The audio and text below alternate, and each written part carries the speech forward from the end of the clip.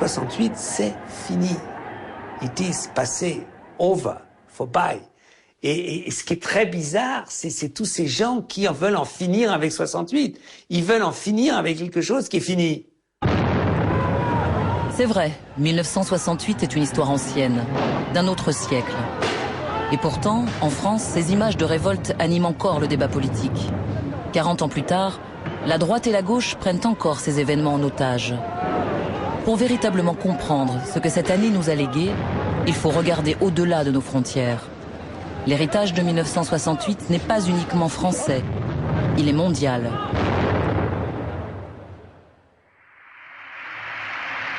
Les événements de mai ont commencé par ceux de la Sorbonne, sur lesquels on épilogue en vain.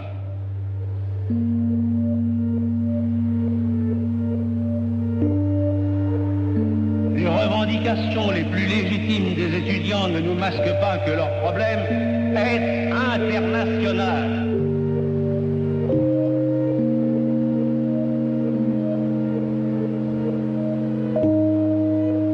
Les facultés sont fermées en Chine.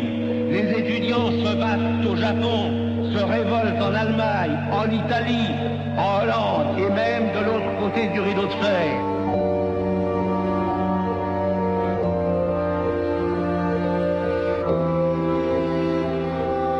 Nous ne sommes pas en face de besoin de réforme, mais en face d'une des crises les plus profondes que la civilisation ait connues.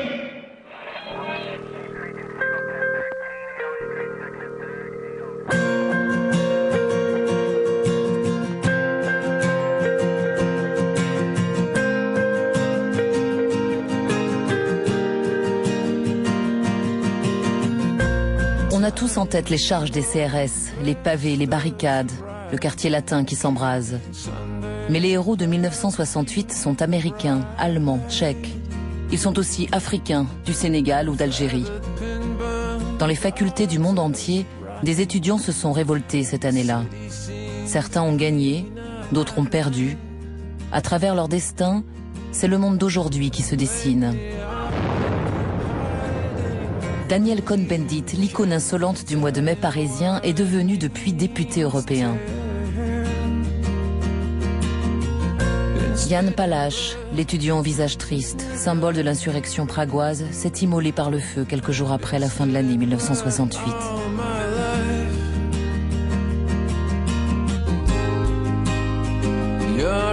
Passionnariat du mouvement féministe aux États-Unis, Robin Morgan se bat toujours pour qu'une place plus juste soit faite aux femmes. Tommie Smith, star des Jeux Olympiques de Mexico, est plus connu pour son poing levé sur la plus haute marche du podium que pour sa victoire sur la piste.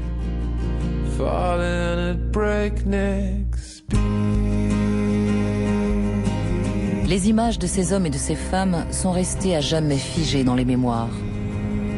Ils ont été les acteurs de 1968, les acteurs de cette année zéro de la contestation mondiale.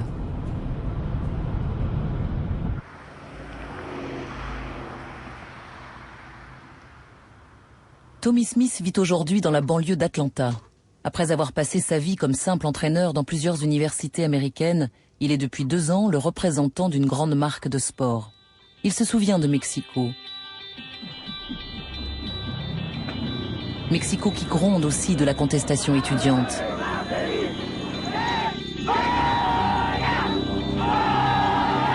Mexico, où la révolte est réprimée dans le sang.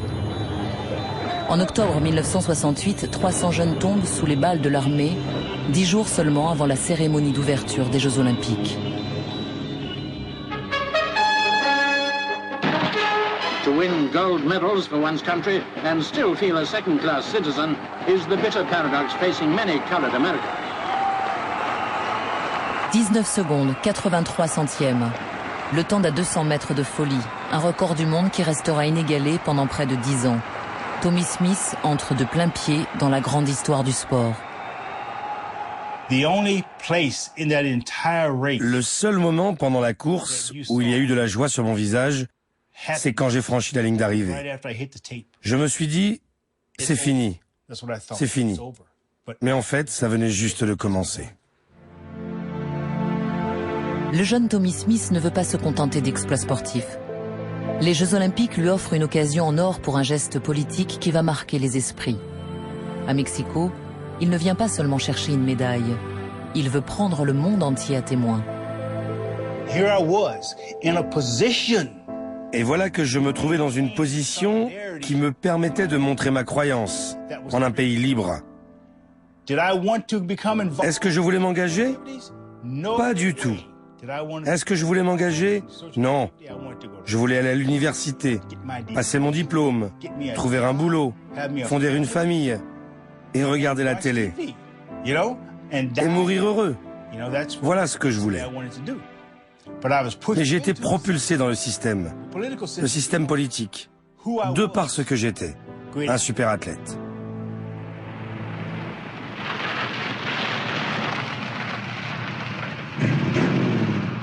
En 1968, Tommy Smith est étudiant à l'université de San José en Californie.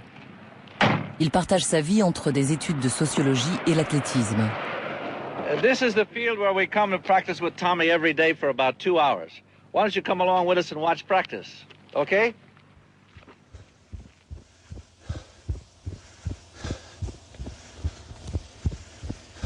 Issu d'une famille pauvre du sud des États-Unis, il est particulièrement sensible au combat que mènent ses frères noirs pour les droits civiques.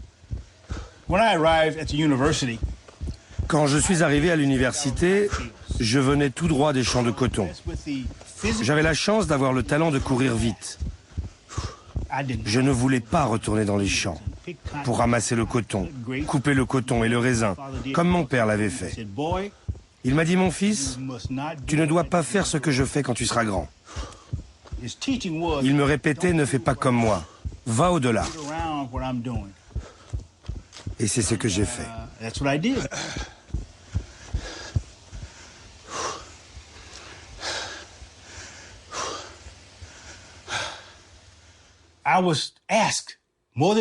On m'a demandé, plus d'une fois, Tommy, pourquoi tu n'as pas fait ça pendant les Jeux pré-olympiques de Los Angeles, pour que cet embarras reste dans le pays? Ils se trompaient. On a fait ce genre de choses pendant 400 ans à Los Angeles et ailleurs, mais on n'a pas été entendus. Je voulais faire passer un message. Les chaussettes que j'avais aux pieds représentaient la pauvreté dans laquelle les gens ont vécu dans ce pays, surtout les Noirs. La tête baissée n'était pas un geste malveillant contre le drapeau, mais une prière, un cri pour la liberté. Je suis très fier de ce pays et de ce qu'il a fait, mais ça n'en fait pas un pays parfait.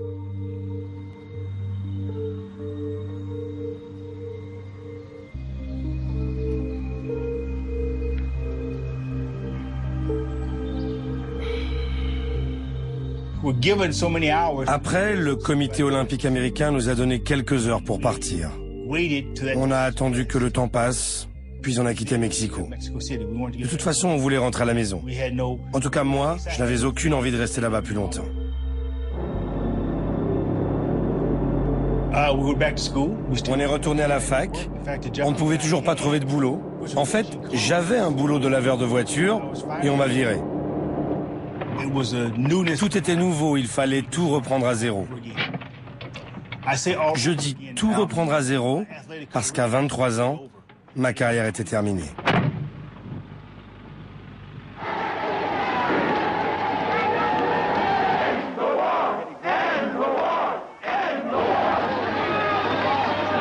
Cette année-là, des milliers de jeunes du monde entier expriment leur hostilité vis-à-vis de l'Amérique.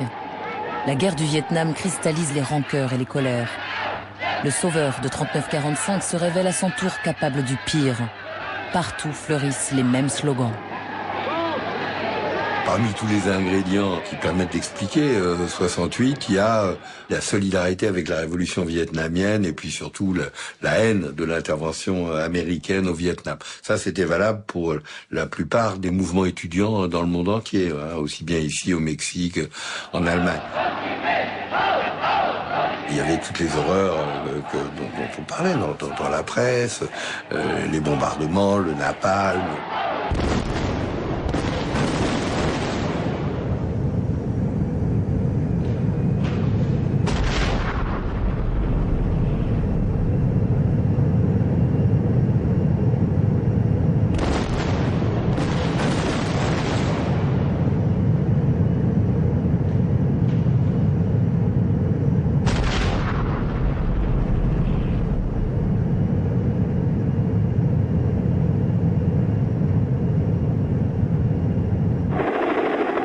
L'Amérique est embourbée dans une guerre rejetée par la jeunesse. La génération des 15-30 ans a pris fait et cause pour le David vietnamien contre le Goliath yankee. Pour eux, le Vietnam est une guerre coloniale, un conflit scandaleux, mené par une démocratie dotée d'un pouvoir sans précédent. La fibre idéaliste des jeunes est touchée par ce pays d'Asie qui se bat pour son indépendance, tandis que les États-Unis lâchent sur son territoire plus de bombes qu'ils n'en ont lâchées pendant toute la Seconde Guerre mondiale. Le 31 janvier 1968, l'offensive du Tet marque un tournant dans le conflit. Les forces vietnamiennes réussissent à pénétrer dans l'ambassade américaine de Saïgon. Des images comme celle-ci, l'armée américaine ne nous laisse plus en voir aujourd'hui. Mais à l'époque, le monde entier découvre, grâce à la chaîne NBC, le désordre qui règne au sein des troupes. What's the hardest part of it? Not knowing where they are, that's the worst thing. Riding around and running the sewers and the gutters anywhere. Be anywhere. Just hope you can stay alive from day to day. Most everybody just wants to go back home and go to school.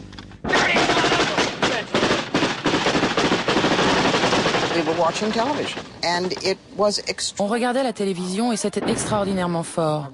J'étais une jeune rédactrice freelance, j'étais tout juste mariée avec mon mari de l'époque et on était contre la guerre. C'était la première guerre retransmise à la télévision. Ces images d'atrocités commises là-bas nous arrivaient, ces fameuses images encore vivantes dans nos mémoires. Depuis, elles sont devenues des icônes, mais à l'époque, elles arrivaient dans les foyers américains à l'heure du dîner.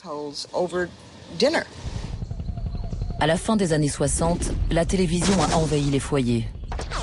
Près de 90% des familles américaines et 60% des familles françaises sont équipées d'un petit écran.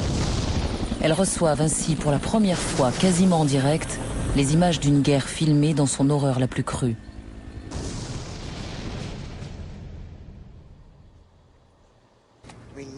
Robin Morgan a 27 ans en 1968.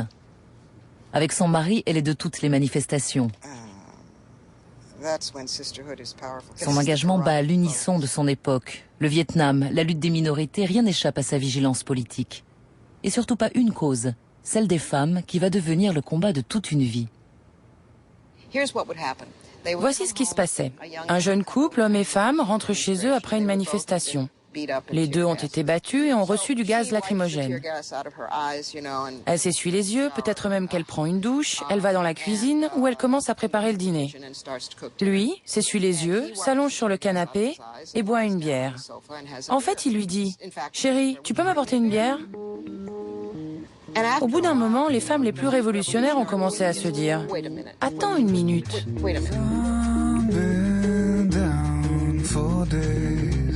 A pretty flower in a vase, a slipper by the fireplace, a cello lying in its case. Cette même année 1968, pour protester contre la place faite aux femmes, Robin Morgan décide de s'attaquer à un symbole.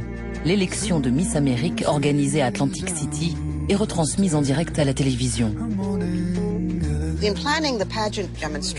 Au moment où j'ai commencé à organiser la manifestation contre Miss Amérique, j'étais fatiguée de la rhétorique marxiste, où tous les mots finissent par isme ou sion, et qui n'avaient rien à voir avec la vie et les passions réelles des gens.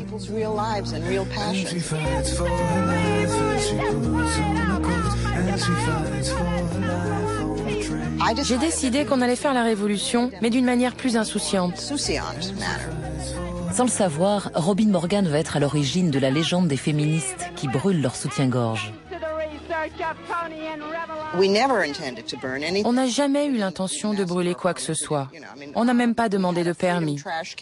On avait une poubelle de la liberté toute décorée et dedans, on allait jeter, et on a jeté, des symboles et des métaphores de l'oppression des femmes.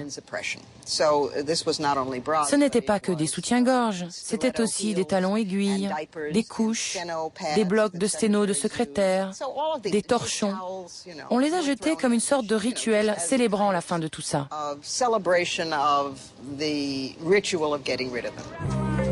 Mais Robin Morgan se rend très vite compte qu'elle ne peut pas compter sur ses amis militants avec qui elle se bat contre la guerre du Vietnam. Ils ne la suivent pas dans ses préoccupations féministes. Il faut que vous sachiez que l'attitude d'une grande partie de la gauche, plus précisément de l'extrême gauche et la gauche hippie, était profondément sexiste, au moins autant que la société en général. Par exemple, la gauche hippie disait sur un de ses fameux posters « Après la Révolution, il y aura... » Et là suivait une longue liste de choses. De la nourriture gratuite, des terres gratuites, de la marijuana gratuite, de l'acide gratuit et des femmes gratuites. On savait déjà qu'on avait été trahi par la droite et le centre. On savait qu'on n'était pas payé autant pour le même boulot. On savait qu'on ne pouvait pas se faire avorter légalement à ce moment-là. On savait qu'on reprochait aux femmes d'être battues, d'être violées. Mais c'étaient nos frères révolutionnaires. On les aimait pour certains d'entre eux, mais on aurait aussi aimé avoir notre révolution sexuelle. Mais de s'entendre dire si tu n'étais pas sexuellement disponible pour n'importe lequel de ces frères, que tu étais une sainte nitouche, une bourgeoise et une contre-révolutionnaire était vraiment désespérant.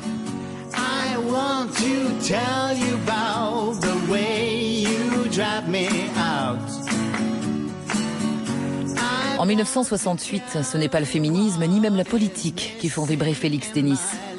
Son credo à lui, c'est la culture, ou plutôt la contre-culture. Un mot fourre-tout pour exprimer le rejet de la culture dominante et ses valeurs traditionnelles. Ce mouvement se traduit par une explosion créative dans le cinéma, le graphisme, la mode et surtout dans la musique.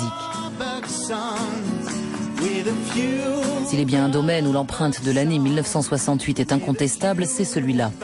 Dans son mensuel underground londonien, Félix Denis provoque régulièrement l'establishment britannique avec 3 sujets de prédilection qui resteront comme le slogan de toute une époque: sex, drugs and rock'n'roll.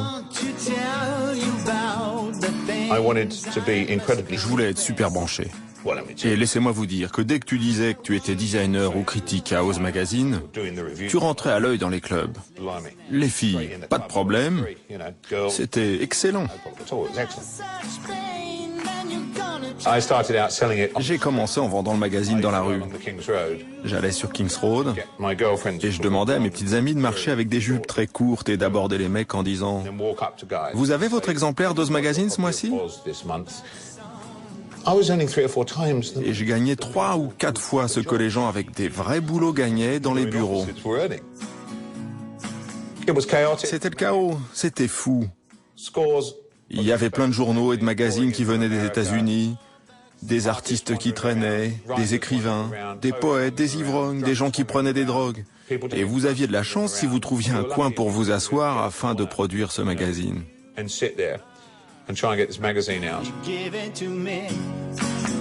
Poète et chef d'entreprise à la tête d'un empire de presse, Félix Denis est un milliardaire décomplexé. Il fait partie des grandes fortunes anglaises. Un statut bien éloigné de la bohème de ses débuts. Si vous vous arrêtiez de travailler, il y avait toujours un boulot qui vous attendait si vous vouliez retourner dans la société des gens comme il faut. C'était juste là. Le boulot allait toujours être là. Alors, quel mérite on avait à être un rebelle quand on pouvait dire « Je ne suis plus rebelle. Est-ce que je pourrais de nouveau avoir mon salaire de la semaine, s'il vous plaît ?» Et cette indépendance financière était très importante. 1968 est aussi marqué par l'explosion du nombre de places dans les universités. Une nouvelle espèce est apparue, la jeunesse étudiante, les enfants du modèle glorieux de 30 années de croissance. Ce qui n'était à l'origine qu'une élite confidentielle est devenu une véritable communauté, une génération avec ses propres revendications.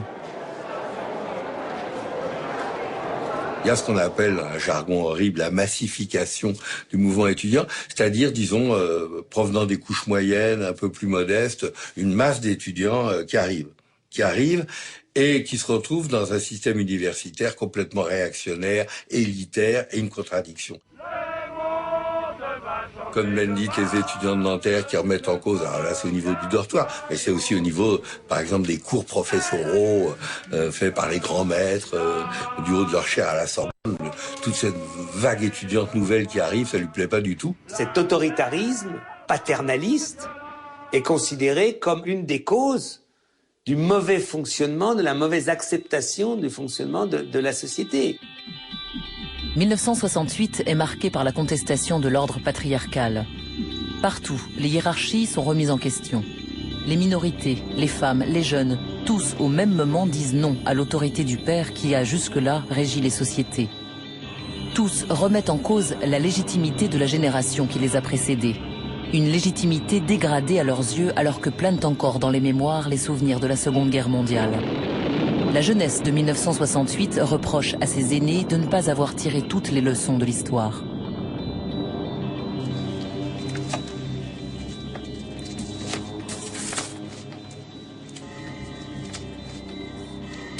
Ça veut dire quoi, mutilé? Courageux. En 1968, nombreux sont les anciens nazis qui occupent encore des postes à responsabilité en Allemagne. Ancien haut fonctionnaire du régime hitlérien, Kurt Kissinger est depuis 2 ans chancelier de l'Allemagne de l'Ouest.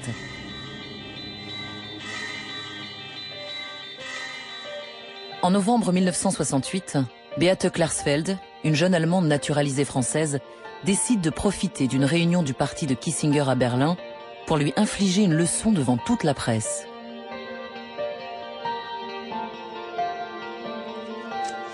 Serge et moi, on a dit il faut faire quelque chose, il faut obliger le démissionner. On savait très bien qu'il faut un petit scandale pour alerter sur un grand scandale. Finalement, le dernier jour, la tribune était en bas, donc il fallait descendre l'estrade et puis passer derrière la tribune. Donc au moment où il m'a laissé passer, et derrière Kissinger, je l'ai giflé en disant « Kissinger nazi, démissionne ». C'était vraiment un gifle de la jeunesse allemande sur le visage des parents nazis, c'est ça. Et d'ailleurs, c'était pour ça, c'était tellement symbolique. C'était pas une révolte politique à l'époque pour les jeunes Allemands. C'était une révolte, je dirais, plutôt morale. C'est-à-dire, on avait marre de voir la génération nazie, les parents, continuer à travailler comme si rien ne s'était passé. Cette gifle mémorable exprime toute la colère et le ressentiment de la jeunesse allemande vis-à-vis de ses parents. Elle fait écho aux autres révoltes de cette année-là. Au cœur des soulèvements, on retrouve partout le désenchantement face à des aînés jugés décevants.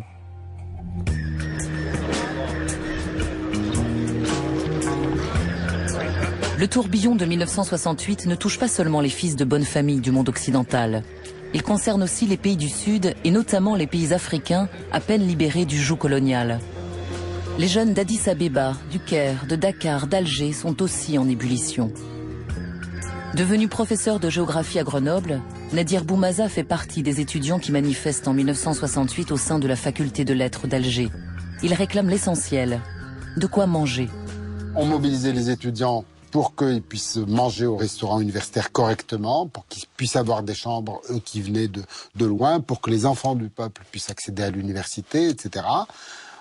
Donc c'était une obligation syndicale, mais c'était aussi une manière de mobiliser les étudiants en faveur des libertés démocratiques. En 1968, l'Algérie est dirigée par le colonel Boumedienne, un des pères de la lutte pour l'indépendance qui a pris le pouvoir lors d'un coup d'État 3 ans plus tôt. La jeunesse est déçue et voit dans cet événement une trahison des idéaux de la révolution.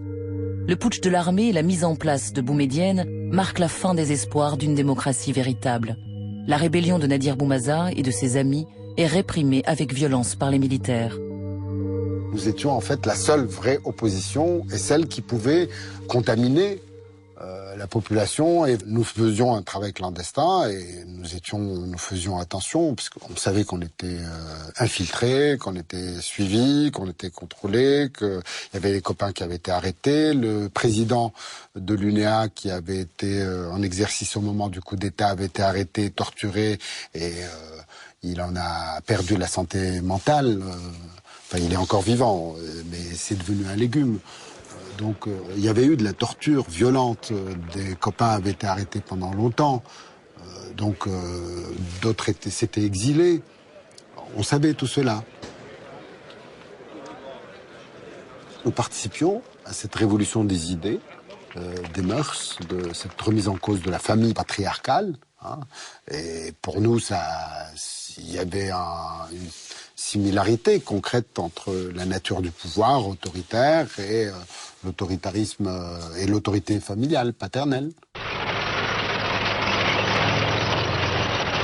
On s'intéressait aussi à ce qui se passait en Europe de l'Est parce que on se posait des questions. Est-ce que Prague, c'est un complot de l'impérialisme et de la réaction, comme on disait à l'époque, ou est-ce que c'était un mouvement effectivement révolutionnaire? Donc on avait une conscience, si vous voulez, oui, que je dirais révolutionnaire, du monde, oui. 1968 bouleverse aussi les pays de l'Est, de l'autre côté du rideau de fer. En Tchécoslovaquie, un vent de liberté souffle depuis l'arrivée au pouvoir en janvier d'un nouveau dirigeant. Alexandre Dubček parle de socialisme à visage humain. Le pays approuve, le grand frère soviétique désapprouve et rappelle aux réformistes pragois que le pouvoir est à Moscou. Le 20 août 1968, les chars du pacte de Varsovie envahissent le pays. La jeunesse résiste. Il y a 90 morts. L'adversaire est un régime totalitaire.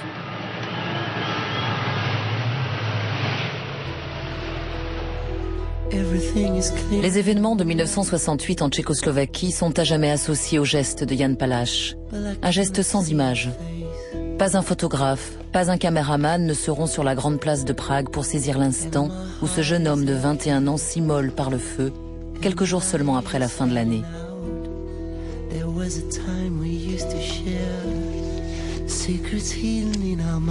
40 ans plus tard restent les souvenirs de Jiří, son frère aîné, et ces images d'une foule émue le jour de l'enterrement.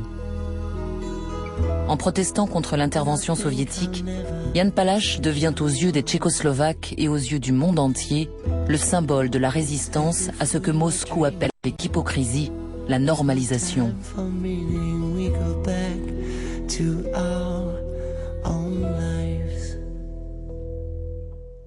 Il était d'un caractère plutôt calme et réfléchi, mais il adorait les discussions. Il avait ses opinions, mais ne rejetait pas celles des autres. Si son avis était différent, il demandait à ce qu'on lui en fasse changer, avec des arguments valables. Il disait « Je ne suis pas contre tes convictions, mais fais-les-moi accepter, avec des preuves concrètes. » Pendant les vacances, en général, il n'était pas à la maison. Durant ses études à la faculté d'économie, il est parti 2 fois en Russie. Il disait que lors de ses séjours là-bas, il rencontrait des gens sympathiques, mais que leur gouvernement était horrible.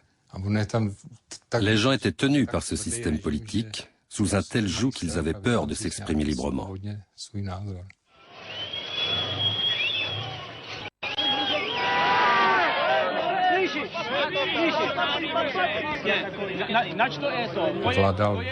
Il maîtrisait très bien le russe et il consacrait beaucoup de temps à expliquer aux soldats quelle était la vraie raison de leur venue, que leurs représentants politiques leur mentaient et qu'il n'était pas question d'une contre-révolution.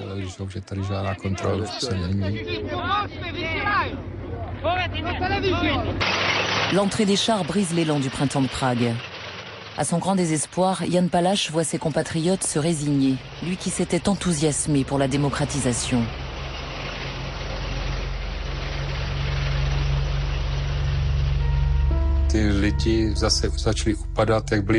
Les gens qui étaient si enthousiastes au début ont fini par tomber dans une sorte d'apathie, en disant qu'il n'y avait plus rien à espérer.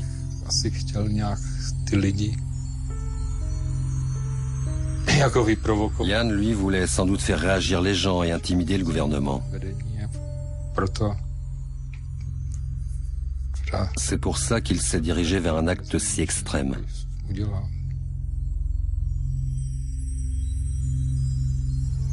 Ce matin-là, ma mère, qui n'était au courant de rien, était partie à Prague, rejoindre Jan. Elle était assise dans le train. En face d'elle se trouvait un inconnu, un monsieur qui lisait son journal. À un moment, il a tourné une page et tout à coup, elle s'est figée en voyant le portrait de mon frère. Alors elle lui a arraché le journal des mains et elle a pris la nouvelle.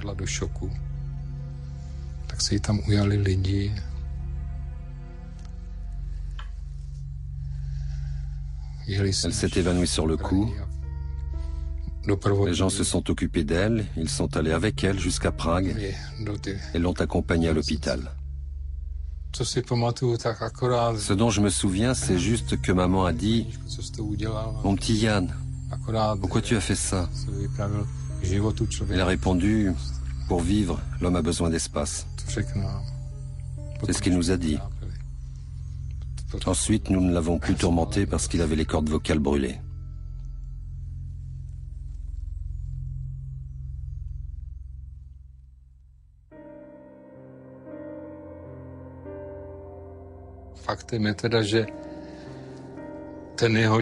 Son acte, à ce moment-là, n'a pas eu d'impact direct, puisque dans le communiqué que mon frère a laissé près du musée national, il demandait que la censure soit levée, et également qu'il soit interdit de publier un journal qui collaborait ouvertement avec les autorités.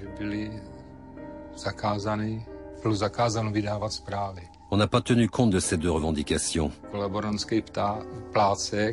En fait, rien n'a changé. Au contraire, le système s'est durci peu à peu.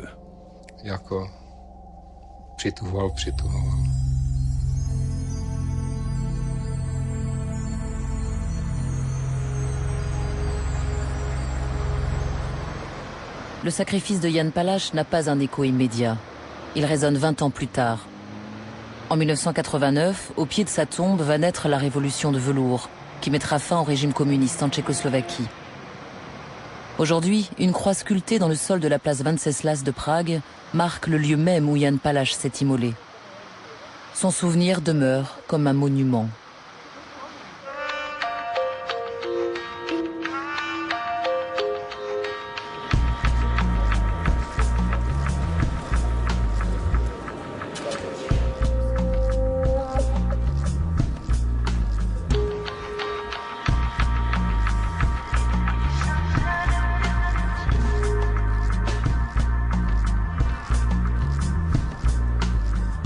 J'ai arrêté de vouloir convaincre les uns et les autres, de vouloir convaincre les gens de ce qu'a apporté 68 à l'évolution de nos sociétés, pas simplement en France, si on prend, et les erreurs que ces mouvements ont pu commettre aussi à cette époque.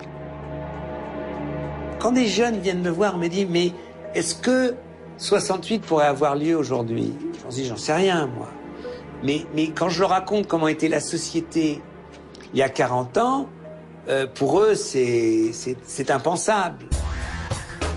En 1968, la colère des étudiants français s'exprime contre l'image d'un père, et même d'un grand-père de 78 ans, le général de Gaulle. Ces faits d'armes pendant la Deuxième Guerre mondiale ne semblent plus émouvoir la jeunesse. Au début de l'année, le pouvoir gaulliste envoie des CRS pour calmer les jeunes contestataires. C'est la colère chez les enfants du baby-boom. Plus les forces de l'ordre interviennent, plus la liste de leurs griefs s'allonge, même si leurs revendications ne sont pas toujours très précises. De fait, ici, nous occupons la Sorbonne. Politiquement, il faut exactement savoir ce que maintenant nous allons faire, car la situation est nouvelle. Finalement, c'est peut-être à cause de ce flou initial que le débat sur l'héritage de mai 68 n'en finit pas de finir. La société telle qu'elle est aujourd'hui a complètement changé grâce à ce qui s'est passé dans les années 60 et après les années 60. Ça a changé. Et la preuve, c'est Sarkozy. Enfin, sous De Gaulle, un président et une présidente de la République divorcés, famille patchwork, des enfants venant de tous les côtés, tout ça, impensable. Impensable. Bon, voilà, c'est comme ça. Donc, on a gagné. C'est une autre société. Moi, j'aime à dire, on a gagné socialement et perdu politiquement. C'est bien qu'on ait perdu politiquement. Je ne regrette pas le bon vieux temps des fausses idéologies. C'est pas parce qu'en 68, c'était plus simple. Alors, qu'est-ce que ça veut dire, c'était plus simple? Il y en avait qui disent, ah ben, la fausse démocratie chez nous, vive la révolution culturelle. Bah, vu d'aujourd'hui, il faut complètement cingler. On peut se battre contre un, mais de dire que l'alternative, c'était la révolution culturelle. D'autres, c'était Cuba. L'autre, c'était le Vietnam du Nord. L'autre, c'était la société de demain, c'est la Corée. Je parle pas de l'Union soviétique. Tout ce discours révolutionnaire sur les limites de la démocratie bourgeoise, les limites de la démocratie parlementaire et tout ça, on a perdu. Aujourd'hui, le débat, c'est comment renforcer, améliorer, transformer, réformer les démocraties parlementaires. Et le débat, c'est des pays comme l'Iran ou la Russie ou ça qui qui n'ont pas de démocratie parlementaire. Ce qui est difficile aujourd'hui, il n'y a plus de modèle alternatif. Avec la mort du communisme réel, même de l'idée du communisme, eh bien, ce qui est difficile, c'est que si l'on ne veut pas, et on a raison de ne pas vouloir accepter la société telle qu'elle est, c'est au nom de quoi? Non, c'est par là. Pardon. Donc, on est là un peu désemparé parce qu'il y a un vide d'une proposition unique alternative.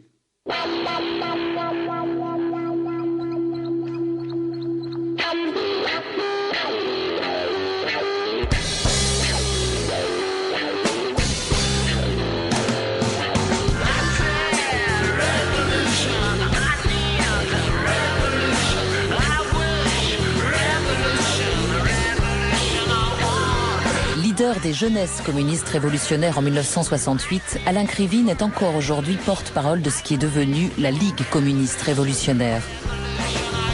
Il est resté fidèle au rêve de ses 20 ans. C'est un mouvement qu'il ne faut pas regarder en ancien combattant, sans aucun intérêt, mais qui a un peu d'actualité. C'est-à-dire que c'est un mouvement charnière, 68. C'est peut-être pour ça aussi que c'est très important. C'est à la fois au niveau des mots d'ordre, des symboles, de la composition sociale des participants de 68. C'est une période charnière entre ce qu'on pourrait appeler un vieux mouvement ouvrier, traditionnel, les métallos, les mineurs, les sidérurgistes, avec les symboles traditionnels, le drapeau rouge avec les formes de lutte traditionnelles du mouvement ouvrier, faire des barricades, même si au niveau de l'efficacité, enfin moi je suis en a construit devant des impasses, on s'est aperçu après que c'était une impasse derrière, mais bref, mais c'était la commune de Paris, on fait des barricades. Là, il y a tout le côté vieux mouvement ouvrier. Et puis, il y a l'aspect début de ce qu'on appellerait aujourd'hui le nouveau mouvement social. C'est-à-dire une classe ouvrière qui commence à changer, avec de nouvelles couches de la classe ouvrière, techniciens, ingénieurs qui ont d'autres préoccupations, d'autres revendications. Et je dirais le début de ce qui est aujourd'hui le mouvement social, c'est-à-dire pas seulement les revendications à l'usine contre l'exploitation capitaliste, mais contre les formes d'oppression et d'aliénation. Des bagarres sur le logement, les immigrés, les homosexuels, les femmes. Ça, c'est le nouveau mouvement social. Et 68, c'est juste au milieu. C'est la transition entre les deux. On se réfugie, d'un certain point de vue, dans une série de mobilisations, je répète, très importantes, mais qui ne remettent pas en cause le pouvoir, donc qui ne règlent pas le problème fondamental. Le mouvement étudiant lui-même ne posait pas le problème du pouvoir. C'est pour ça que c'était pas une révolution.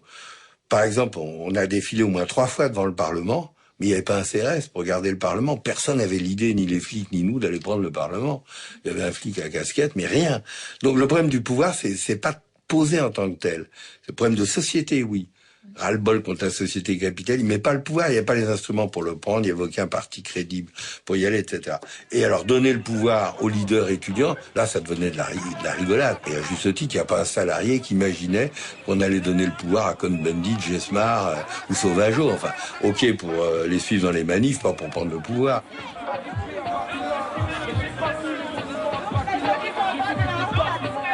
La génération de 1968 n'a jamais pris le pouvoir, ni en France, ni ailleurs. Ce qui semble avoir été le moteur de la jeunesse, c'est peut-être le rêve d'un monde plus juste.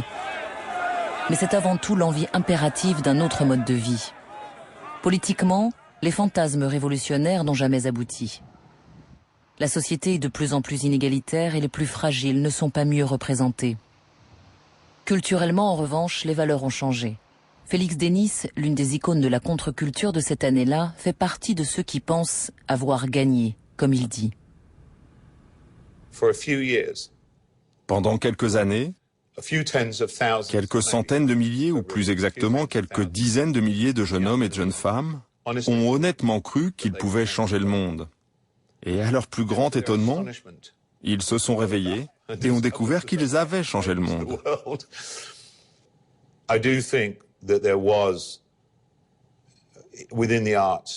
Je crois qu'il y avait dans le monde des arts et de la culture en général un sentiment extraordinaire qu'on pouvait faire en sorte que le monde soit meilleur. Pas parfait, mais meilleur. Et vous savez quoi? C'est mieux et on a gagné. On l'a fait. On a gagné. We won.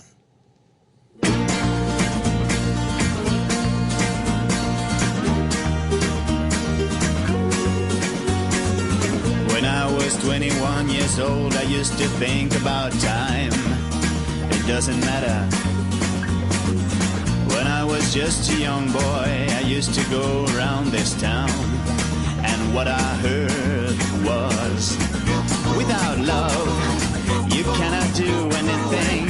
Without love, you cannot have a good thing. No matter what they say, you've gotta try to be yourself. Tender, so pure and sensible. When you get to the hip left, or the... Quand vous regardez ce qui préoccupait la gauche hippie, ce n'était pas tant la justice sociale, mais plutôt la recherche du plaisir.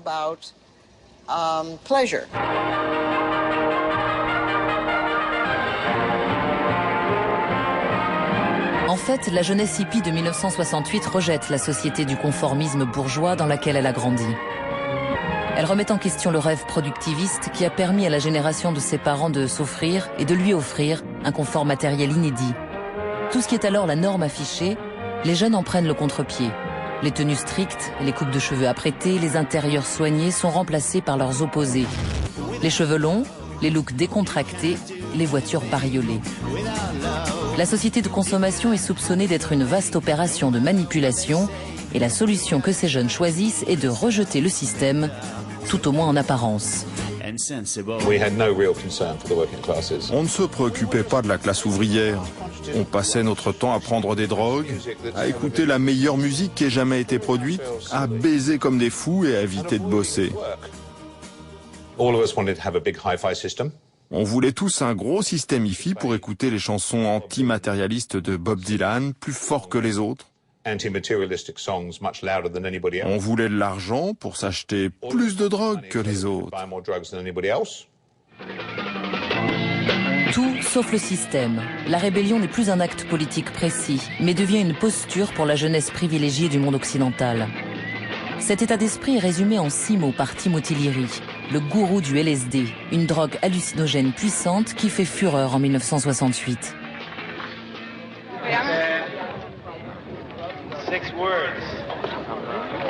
Turn on, tune in, drop out.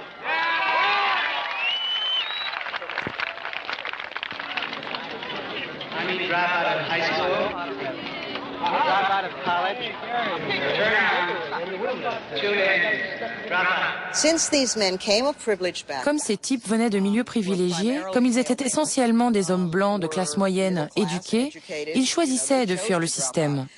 Mais les autres, nous, les femmes et les personnes de couleur, on leur disait « Vous pouvez vous permettre de rejeter la société. Nous, on ne peut pas. Vous êtes des mecs blancs, vous êtes privilégiés, éduqués, de classe moyenne ou supérieure. » On ne trouvait pas d'athlètes noirs complètement drogués, en train de sauter dans tous les sens, tout ça parce qu'ils auraient éprouvé le besoin de fuir la société. Nous, on était dedans. Évidemment, il y avait certains d'entre nous, dans la musique notamment, les Noirs sont des gens comme les autres, qui prenaient de la drogue pour s'inspirer. Mais fuir la société, je ne crois pas. Ça, c'est pour les gens qui ont besoin de changer quelque chose qu'ils ont déjà. Nous, on n'avait même pas ça. Nous, on essayait de changer les choses parce qu'on ne nous les avait pas données.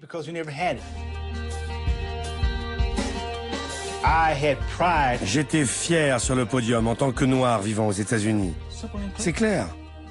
Mais je savais qu'il y avait dans ce pays le besoin d'offrir une meilleure situation aux gens, à ceux qu'ils appelaient des gens de deuxième classe.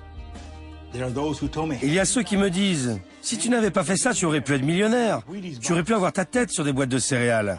Sur des boîtes de céréales? Je ne veux pas être sur des boîtes de céréales. Étant donné ce en quoi je crois, les vendeurs de céréales ne m'auraient de toute façon jamais pris, de peur que les enfants commencent à croire en la vérité.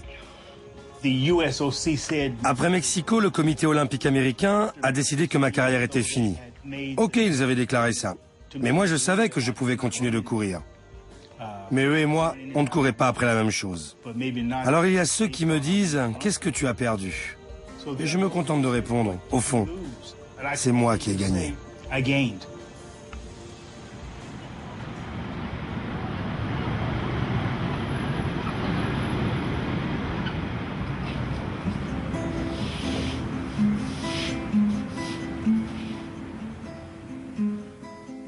Today we sail away along the ocean span, and we feel on the top of the world, so we can play in giants' fields. Well, it's see our pleasures turning into something real. 1968 est aujourd'hui souvent vidé de sa substance et son héritage détourné, tantôt par le politique qui en fait un cliché, tantôt par le marketing qui en fait une marque. Mais il ne faut pas oublier que cette année-là, des hommes et des femmes se sont battus pour que le monde change. Certains dans l'insouciance, d'autres au point d'y risquer ou d'y perdre leur vie. La plupart avec de belles intentions.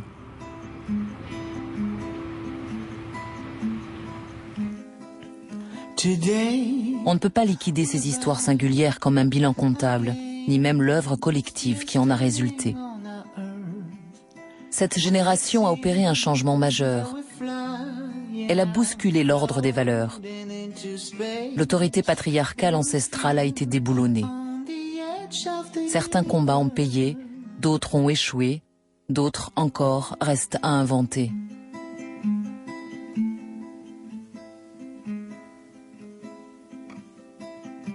Je suis persuadé que les hommes, les femmes changent les sociétés par leur action. À partir de là, s'engager, même si ça paraît un travail de Sisyphe, c'est-à-dire qu'on fait monter la même pierre, on la fait monter, puis hop, elle retombe, mais que ça change quand même. Notre société est meilleure parce que l'égalité des droits a été défendue. Et parce qu'elle est toujours défendue. La route s'est maintenant élargie. Pour que nos jeunes aient toute la route. Pas seulement la seule voie que j'ai eue. Ça s'appelle le progrès social. L'élargissement de la route. Je suis parfois assez déprimée quand je me dis « Oh mon Dieu, je n'y crois pas ». On a dû et on doit encore se battre devant la Cour suprême et contre la droite religieuse sur les droits à l'avortement. C'est dingue. Donc je peux être assez déprimée et stressée. Mais d'un autre côté, si vous élargissez le cadre de votre caméra et vous regardez les choses d'un point de vue historique, c'est incroyable.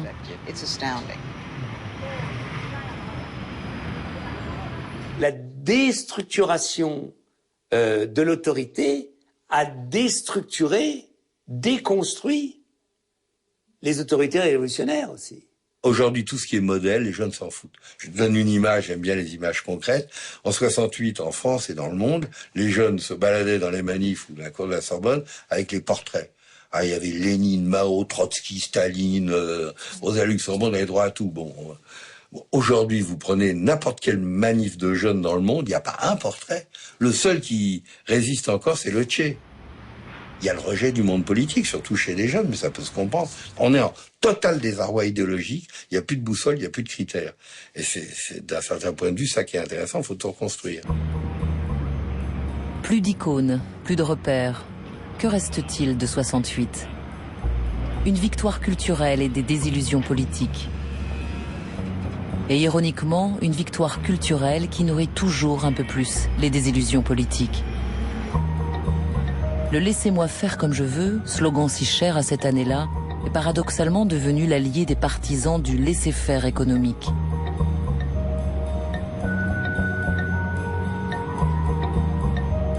Le rêve égalitaire de 1968 reste encore à faire.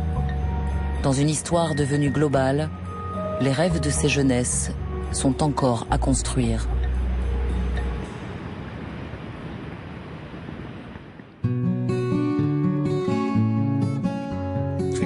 Quelque chose qui vaut le coup d'être vécu. Et on a envie de le refaire. Money. Money. Il faut mettre l'imagination au pouvoir. bubbles are kicking water, and like the bombs in the summer, and my patience is paper thin, won't look me in the eye or strip away some skin. Her tears are black and they stain her dress, and she can't even push me off, doesn't even have the strength. And I'm not cheating, just treating myself. Bibles and bottles and sun-sized lies, and Christ by morning she'll